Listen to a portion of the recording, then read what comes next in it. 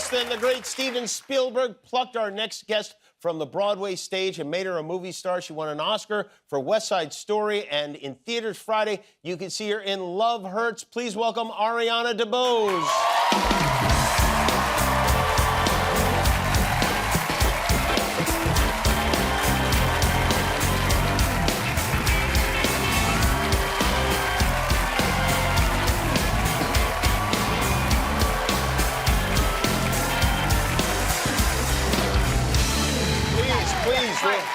You and Harrison Ford have the same energy. Yes, we do. It's remarkable. We do. We got to give you a compatibility test. Honestly, don't, because I don't always bat for your team, my love. But we could be compatible in friendship and things. Yeah, well, that's kind of what we were going for, but it, like you know, that. the computer said no. The computer said no, and you know, the computer's never wrong.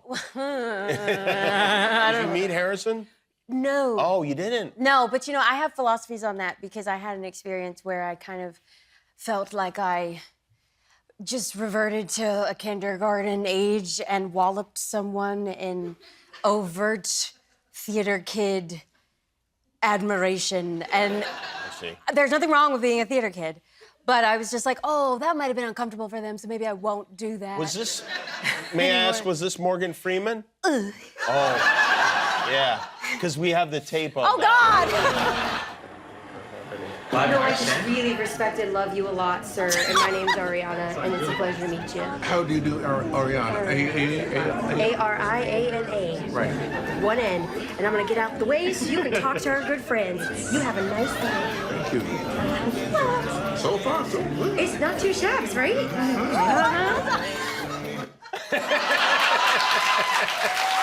don't know, guys. I don't know. I spelled my name for him.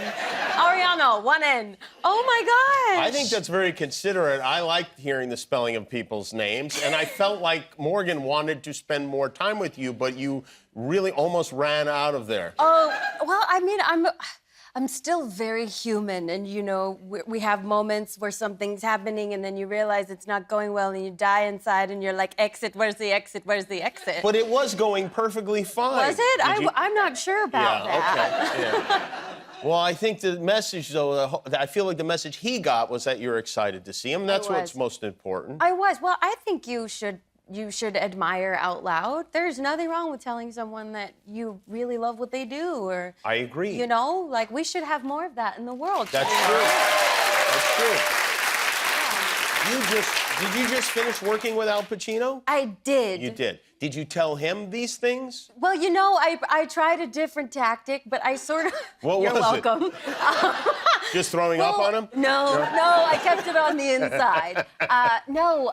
Well, there was a dinner that was held right before we started production on this film. It's called Lear Rex. And I got there a little late because I thought I was going to be on time, naturally. And when I got there was only one seat left, and it was right beside him. And I was like, all right, we're doing this. She's in. And I was just nice, and I listened. And the thing about Al Pacino is he's had such a crazy-ass life. Yeah, right. And he has so much energy, and he loves to tell a story, and I love to listen. So we got on, you know, like peanut butter and jelly. Good, all right. So maybe the key for you is to be seated.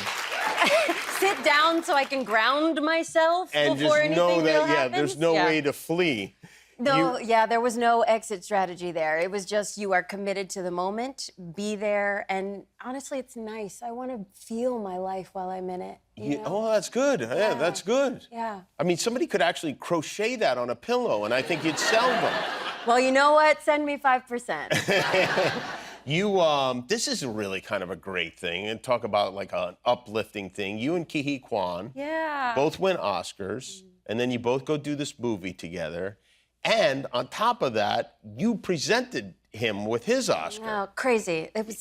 It's crazy how the world works sometimes, and you can't make this up. Like, what a beautiful manifestation of like mutual admiration. I loved every minute of watching Ke walk through his award season because he was so genuine. That energy is infectious. Yeah. Charming as all get out. Charming. The word is charming. And he gave a great speech at the Oscars also. Like, how can you not feel emotional when you've heard about his journey, all the things he's lived through? He thought he was done with movie making, and the Daniels brought him back, and to have that triumphant moment. And honestly why I got emotional was I knew he was going to have it free of controversy that year. And he's so deserving to just stand in the light and just shine and not have to worry about anything else. You guys had Marshawn Lynch, the great football player, and who's now a very, I think, very funny guy, very funny actor. Yeah. And talk about energy. I mean, this is a guy who is like, I mean, in a cloud of smoke at almost all times. Yeah. Very laid back. But also a beast mode. I mean, that's his nickname, Beast mode is the vibe. Did you see Beast Mode there? I saw it in action. I really did. But, you know, it took me and Marshawn a minute. Did it? I'm not going to lie. Really? And it was very funny because I think, again, apparently every production I do, there's always a dinner before we start.